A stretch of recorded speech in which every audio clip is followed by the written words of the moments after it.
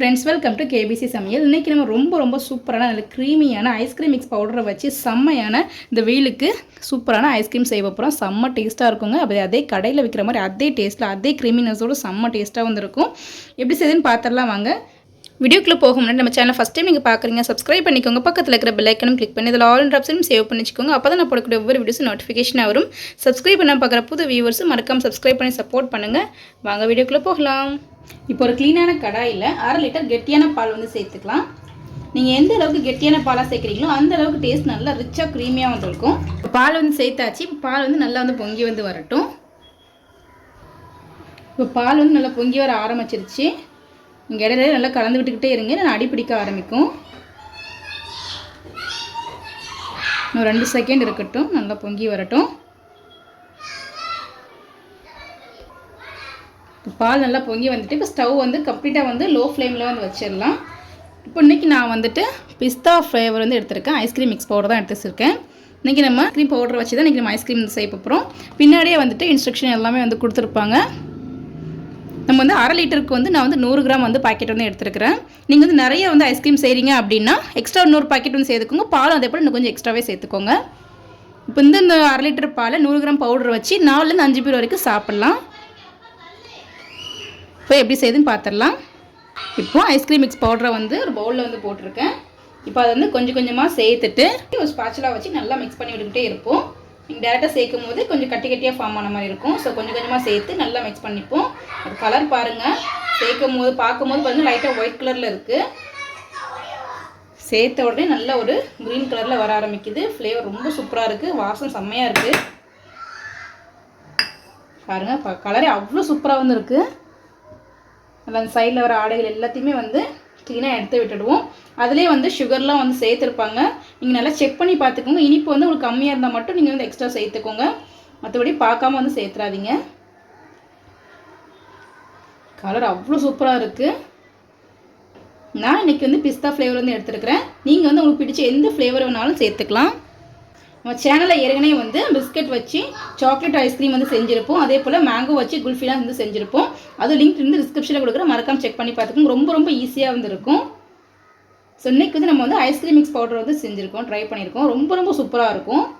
அந்த பிஸ்தா ஃப்ளேவரோட இந்த கலர் வரைக்கும் ரொம்பவே சூப்பராக வந்து இருக்குது. இதை வந்து லோ டு மீடியம் ஃப்ளேம்லேயே வச்சு நல்லா கையிடம் கலந்துக்கிட்டே இருக்கணும். கொஞ்சம் வந்து கெட்டியாகி வரட்டும். சைடில் ஒரு ஆடை எல்லாத்தையுமே நீங்கள் வந்து எடுத்து விட்டுக்கோங்க. இப்போ இனிமேல் டேஸ்ட் நல்லா வந்து திக்காக க்ரீமியாக வந்துருக்கும். இப்போ எனக்கு வந்து கொஞ்சம் சுகர் வந்து கொஞ்சம் கம்மியாக இருக்கிறனால வந்து நான் வந்து 1/4 கப் அளவுக்கு சுகர் வந்து சேர்த்துக்கிறேன். அது ஒரு 4 ஸ்பூன் அளவுக்கு இருக்கும். இப்போ நல்லா மிக்ஸ் பண்ணி விட்டுடுவோம். ஃபஸ்ட்டே சொன்ன மாதிரி நீங்கள் செக் பண்ணி பார்த்துக்கோங்க. உங்களுக்கு கம்மியாக இருந்தால் மட்டும் நீங்கள் வந்து சேர்த்துக்கோங்க. ஏன்னா சுகர்லாம் வந்து ஆட் பண்ணியிருப்பாங்க. அந்த பிஸ்தா ஃப்ளேவரோட ரொம்ப சூப்பராக வந்துருக்கும். இப்போ நல்லா கைவிடாமல் கலந்து விட்டுட்டே இருங்க. நீங்கள் எக்ஸ்ட்ரா வந்து கார்ன்ஃப்ளவர் இல்லை வேறு எந்த மாதிரி மிக்ஸும் எதுவுமே பவுடர் சேர்க்க தேவையில்லை. நீங்கள் அப்படியே மட்டும் கலந்து விட்டுட்டே இருந்தால் போதும். ரொம்ப வந்து ஈஸியான ரெசிபி தான். நல்லா கலந்து விட்டுக்கோங்க. கொஞ்சம் ரொம்ப வந்து லிக்யூடியாக இருக்குது, கொஞ்சம் கெட்டியாகி வரும். அந்தளவுக்கு நல்லா கலந்து விட்டுப்போம். இப்போ ஒரு 5 மினிட்ஸ் கிட்ட ஆகிருக்கு. கொஞ்சம் வந்து கெட்டியாகிருக்கு. டிஃப்ரென்ஸ் பார்த்தாலே தெரியும்.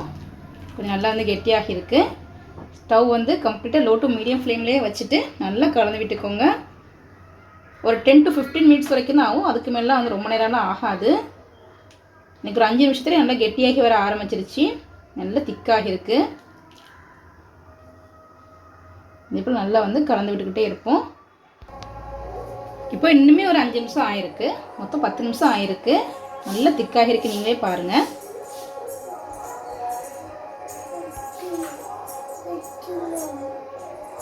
நல்லா திக்காகி இருக்குது. இன்னொரு 5 நிமிஷத்துக்கு நம்ம கையோட நல்லா கலந்து விட்டுக்கிட்டே இருப்போம்.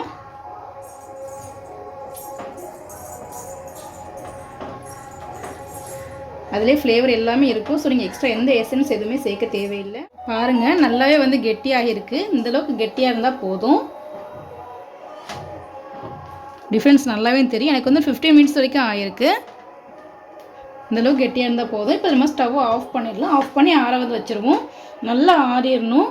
நீங்கள் 10 நிமிஷம் வெளியில் வச்சுட்டு முன்ன ஃப்ரிட்ஜில் கூட வச்சு நல்லா சில் பண்ணி ஆற வச்சு எடுத்துக்கோங்க. இப்போ நல்லா ஆறட்டும். ஒரு 1/2 hour கழிச்சு வந்து பார்க்கலாம். இப்போ ஒரு 1/2 மணி நேரம் ஆயிடுச்சு. நல்லாவே வந்து கெட்டியாகி வந்திருக்கு, நீங்களே பாருங்கள். நல்ல டிஃப்ரென்ஸ் வந்து தெரியும். ஆறுனதுக்கு இந்த மாதிரி தான் கொஞ்சம் கெட்டியாக இருக்கும், ஒன்றும் பிரச்சனை இல்லை. நல்லா இந்தளவுக்கு கெட்டியாக வந்து ஆயிடுச்சு. கொஞ்சம் அங்கங்கே கொஞ்சம் கட்டியாக இருந்த மாதிரி இருக்கும். இப்போ ஒரு க்ளீனான மிக்ஸி ஜாரில் ரெடி பண்ணி வச்சுருக்க அந்த ஐஸ்கிரீம் மிக்ஸை வந்து சேர்த்துடலாம். என்ன பாருங்கள், கட்டியாக இருக்கும். அதை வந்து நம்ம அரைச்சி வந்து எடுத்துக்க போகிறோம். மூடி போட்டுடலாம். மூடி போட்டு தண்ணி பால் எதுவுமே சேர்க்க தேவை. இதை விட்டு நல்லா வந்து அரைச்சி வந்து எடுத்துப்போம். பாருங்கள், நான் வந்து அரைச்சி வந்து எடுத்து வந்துட்டேன். இந்த அளவுக்கு இப்போ கொஞ்சம் கூட தண்ணி எதுவுமே இல்லாமல் நம்ம அரைச்சி எடுத்துருக்கோம். அரைக்கும் போது ஐஸ்கிரீம் ரொம்ப சூப்பராக நல்லா க்ரீமியாக வந்து கிடைக்கும். இப்போ வந்து நான் அந்த மாதிரி வந்து ஒரு கண்ணாடி ட்ரே வந்து எடுத்துருக்கேன், பாக்ஸ் வந்து எடுத்துருக்கிறேன். நீங்கள் வந்து உங்கள்கிட்ட வந்து என்ன பாத்திரம் இருக்குது அதை வந்து எடுத்துக்கோங்க. இப்போ அதில் வந்து நம்ம ரெடி பண்ணி வச்சுக்க இந்த ஐஸ்கிரீம் மிக்ஸ் வந்து சேர்த்துடலாம். எவ்வளோ திக்காக க்ரீமியாக இருக்குது நீங்களே பாருங்கள். சேர்த்தாச்சு. மீதி கொஞ்சம் காண்டு இருக்குது. இதை வந்து வேற ஒரு பவுலில் வந்து சேர்த்துடலாம். இப்போ இதை வந்து மூடி வந்து போட்டுவிடுவோம். ஒரு 8 மணி நேரம் வந்து நீங்கள் வந்து ஃப்ரீசரில் வந்து வச்சுக்கோங்க. ஃப்ரீசர் நல்லா வந்து ஹை டெம்பரேச்சரில் வந்து வச்சுக்கோங்க. அப்போ தான் வந்து நல்லா வந்து செட் ஆகி வரும். 8 மணி நேரத்துக்கு வந்து குறையவே வைக்க வேண்டாம். இல்லைன்னா ஓவர் நைட் ஃபுல்லாக வந்து வச்சுக்கோங்க. இப்போ வந்து ஒரு நைட் ஃபுல்லாக வச்சுட்டு நம்ம ஓப்பன் பண்ணி பார்ப்போம். நம்ம ஓவர் நைட் ஃபுல்லாகவே வந்து ஃப்ரீசரில் வந்து வச்சிட்டோம். இப்போ நல்லா வந்து செட் ஆகிருக்கும். ஓப்பன் பண்ணி பார்க்கலாம். இப்போ நல்லா வந்து செட் ஆகிடுச்சு. இந்த மாதிரி நம்ம வந்து ஐஸ்கிரீம் வந்து சாப்பிட முடியாது. ஏன்னா இது வந்து ரொம்ப வந்து கிறிஸ்டல் ஃபார்ம் ஆன மாதிரி இருக்கும். பாருங்கள், பார்த்தாவே தெரியும். இப்படி வந்து சாப்பிட முடியாது, நல்லா இருக்காது.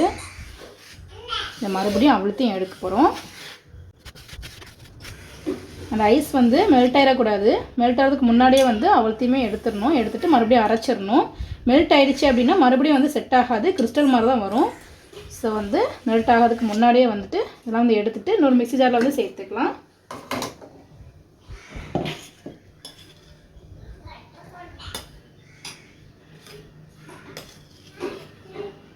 இந்த மாதிரி செஞ்சால் மட்டும்தான் அந்த க்ரீமியாக அந்த கடையில் விற்கிற மாதிரியே வரும்.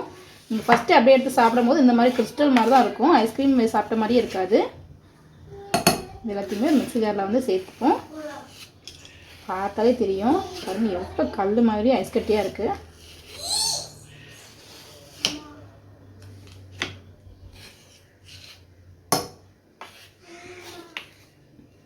இதே போல் எல்லாத்தையுமே எடுத்து இந்த மிக்ஸி ஜாரில் வந்து சேர்த்துக்கலாம். இப்போ எல்லாத்தையுமே வந்து சேர்த்தாச்சு. இதை மிக்ஸி ஜாரில் சேர்த்து தண்ணி பால் எதுவுமே சேர்க்க தேவையில்லை. அப்படியே அரைச்சி எடுத்துகிட்டு வந்துடுவோம். பாருங்கள், நம்ம அரைச்சி எடுத்துகிட்டு வந்துட்டோம். பாருங்கள் எவ்வளோ ஃப்ளஃபியாக க்ரீமியாக இருக்குன்னு பாருங்கள். இந்த கன்சிஸ்டன்சி வந்து இருக்கணும். நீங்களே பாருங்கள், இந்த அளவுக்கு கெட்டியாக வந்து இருக்கணும். அப்போ தான் ஐஸ்கிரீம் நம்ம ஒரு நல்ல க்ரீமி கன்சிஸ்டன்சிக்கு கிடைக்கும். இப்போ ஐஸ்கிரீம் வந்து இந்த ஐஸ் வந்து மெல்ட் ஆகிறதுக்குள்ளேயே வந்து நம்ம வந்துட்டு அதே ட்ரேலேயே வந்து சேர்த்துருவோம். அந்த க்ரீமி கன்சிஸ்டன்சியை பாருங்கள்.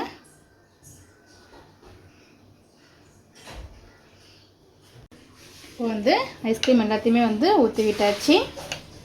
இது நல்லா ஈவனாக ஸ்ப்ரெட் பண்ணி விட்டுப்போம். இப்போ மறுபடியும் ஒரு மூடி போட்டு வச்சிடலாம். ஒரு 5லேருந்து ஒரு 6 மணி நேரம் வந்து ஃப்ரீசரில் ஹை டெம்பரேச்சர் வந்து வச்சு எடுத்துப்போம். இப்போ நான் வந்து ஒரு 6 மணி நேரம் ஃப்ரீசரில் வச்சு செட் பண்ணிட்டேன். இப்போ ஐஸ்கிரீம் நல்லா வந்து செட் ஆகிருக்கும். சூப்பராக ரெடி ஆகிடுச்சு. இப்போ நம்ம எடுத்து வச்சிடலாம். உங்கள்கிட்ட ஐஸ்கிரீம் ஸ்கூப்பர் இருந்துச்சுன்னா அதை கூட வச்சு யூஸ் பண்ணிக்கோங்க. நான் வந்து இன்றைக்கி வந்து இந்த மாதிரி சாதா வந்து கரண்டி தான் வச்சு எடுக்க போகிறேன். எடுத்து பார்ப்போம்.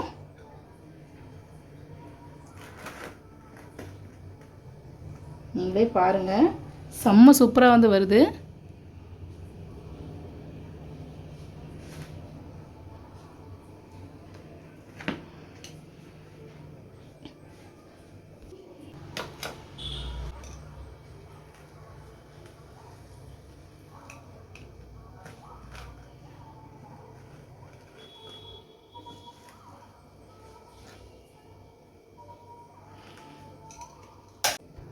இப்போ ரொம்ப ரொம்ப சூப்பராக வந்து நம்ம ஐஸ்கிரீம் வந்து ரெடி ஆகிடுச்சு. செம்ம டேஸ்ட்டாக வந்துருக்கும்.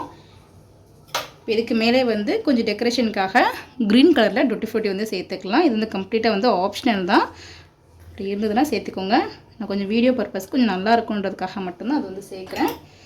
இதே போல் பொடியாக வந்து கட் பண்ணி வச்சுருக்கேன் பிஸ்தா பருப்பு, அதையும் கொஞ்சம் சேர்த்துக்கலாம். நீங்கள் ஐஸ்கிரீம் செய்யும் போதே கூட நீங்கள் வந்து கொஞ்சம் போட்டு செஞ்சுக்கலாம்.